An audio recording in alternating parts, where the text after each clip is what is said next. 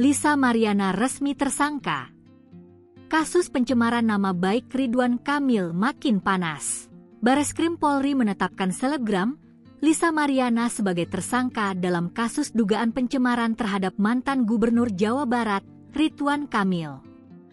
Penetapan tersangka terhadap Lisa Mariana dilakukan setelah penyidik melakukan gelar perkara. Setelah ditetapkan sebagai tersangka, penyidik Bareskrim Polri pun telah mengirimkan surat pemanggilan terhadap Lisa sebagai tersangka pada Jumat, 17 Oktober 2025. Adapun pemanggilan dilakukan pada Senin, 20 Oktober 2025, besok sekira pukul 11 waktu Indonesia Barat.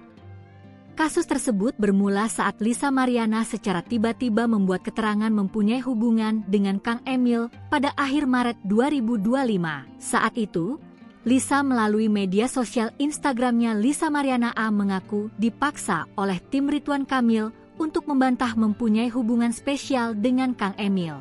Lisa mengatakan membuka dugaan hubungannya dengan Kang Emil lantaran dirinya meminta hak untuk anaknya yang ia tuding sebagai anak Kang Emil.